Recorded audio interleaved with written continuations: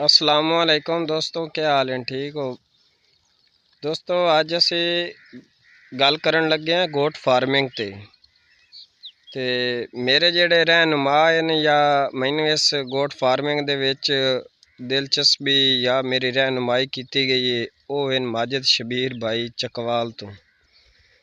दोस्तों गोट फार्मिंग ਜਿਹੜੀ ਹੈ ਇਹ ਇੱਕ अंबिया ਦਾ पेशा भी है क्योंकि सारे अंबिया ने बकरियां चराइयाँ और हजूर नबी करीम सल्लल्लाहु अलैहि वसल्लम ने भी बकरियां चराइयाँ।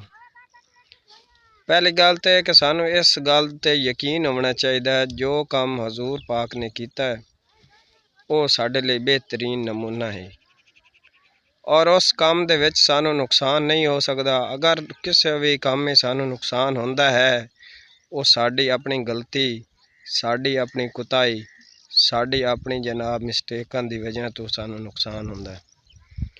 गोट फार्मिंग तो पहले भी असी कुछ जानते आसे लेकिन जड़ियाँ गल्लां तो साडे इलम विच ना हन वो भाई शबीर ने भी रहनुमाई की और भी काफ़ी दोस्त हैं जेड़े रहनुमाई करते हैं सोशल मीडिया के जरिए।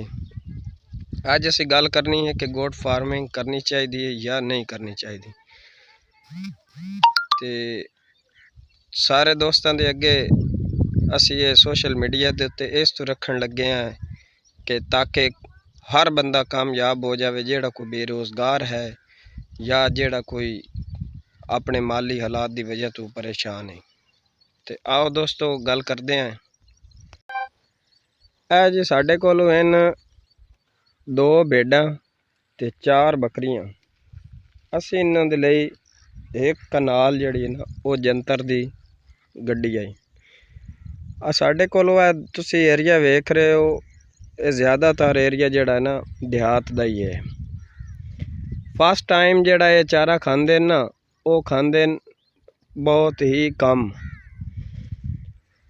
ते थोड़ी देर इन्हां ये खावना है उस तो बाद इन्हां रुक जावना फिर नहीं खाते। जेड़ा होंदा ना सैकेंड टाइम ये जनाब दी बड़ा चारा खांदे क्योंकि इन्हां दी जेड़ी एक है रात नू चारा ज़्यादा खावना। उस टाइम जेड़ा है तुसी चारा देख रहे हो ना बन्ने दे उत्ते इस ते भी शामी छोड़िए ना तो इत्थों ही नहीं ये अगे पिछे होंदे। ते असी थोड़ा जिहा ये कि असी जेड़ा जंतर लाया ज़्यादातर तो कट के पावना चाहिए लेकिन असी इस बिना उत्ते इन्हां खिला रहे हैं कि असी इहदा बी बनावना। अगे साडा मिशन है कि 4 जेड़ा ना कनालां जंतर दियां बीजण वास्ते क्योंकि साडे कोल ये जेड़ा ना फिर ये 6 हैं ते कई 2 बच्चे देसे कई 1 बच्चा देसे। 6 दूनी 12 ते 6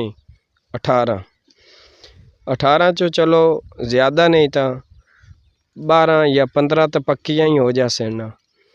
बाकी इन्हां दे विच जेड़े नुकसान की गल की है गफलत दी वो इन्हां दी सेहत दा ख्याल वो इन्हां दा असी जनाब करना है। दूसरा इन्हां दी देखभाल कोई बीमार है या कोई और किसी बीमारी तो बचावना इन्हां दी देखभाल करनी, गर्मी सर्दी तो बचावना, खुराक दे मुतल्लिक ये सारिया चीज़ां तो असी नुकसान तो बच सकते हैं।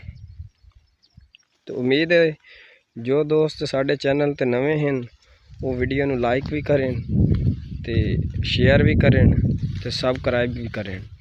साडा मिशन साडा मकसद कि असी जेड़े कोई दोस्त वा बेरोज़गार हैं ना उन्होंने अच्छा मशवरा दे के अच्छा असी उन्होंने गाइड करके ते असी उन्होंने अपने रोज़गार ते मुंतकिल। बाकी